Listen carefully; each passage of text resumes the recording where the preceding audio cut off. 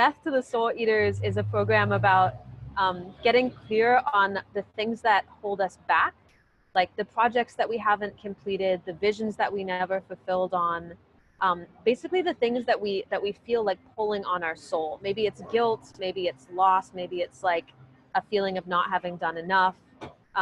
Maybe it's even feeling a pull towards something and not knowing quite how to enact it. So we have soul eaters and we have soul feeders. And soul feeders are the visions that we want to create that do inspire us, but maybe we haven't also quite figured out how to get there. And so this workshop is based around getting really honest about what are our soul eaters and soul feeders, and picking at least one to start getting traction on. And during the course of the workshop, you'll actually take steps to doing that, to understanding what are the different priorities that are all alive in you, and make it so it's hard to follow this thing.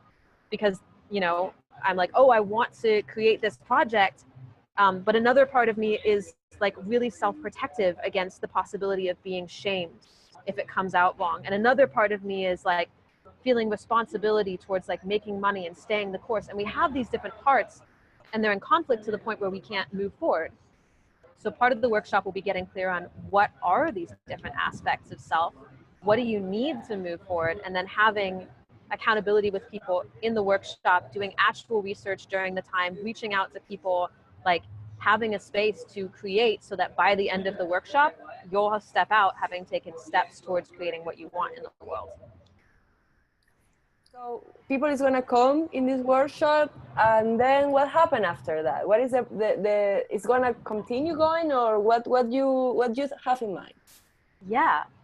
So I plan after the Death to the Soul Eaters workshop, once you have a little bit of momentum on your project, I think a lot of us still need accountability to keep it going. We need to learn deeper layers of some of the skills, like how do we pitch our project? Who needs to be involved in it to make it happen? What research needs to be done for us to like know what our niche is and like what's been done in it already.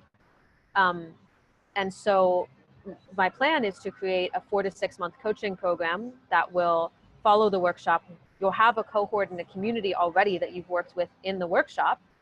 And then with those people, you'll have a weekly call that'll be some teaching on skills, and you'll have practice in the call to try it out. And then you'll have an accountability buddy in your group that you get to check in with to find small action steps towards your goal. And you'll also have a coach that'll work with you on a weekly or a bi-weekly basis to help you work through any blocks that you have in the program, supporting each other, like checking in with each other.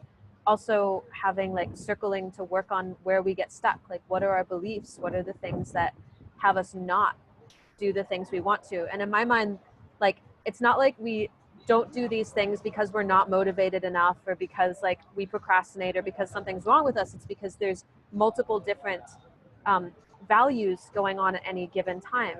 So like maybe part of me wants to create my project and feels really inspired, but there's another part of me that's trying to protect myself from feeling shame. And like those two things are coming in, like they're fighting so strongly, there's no room for me to move forward. It's going to be super deep support from relational masters over a period of several months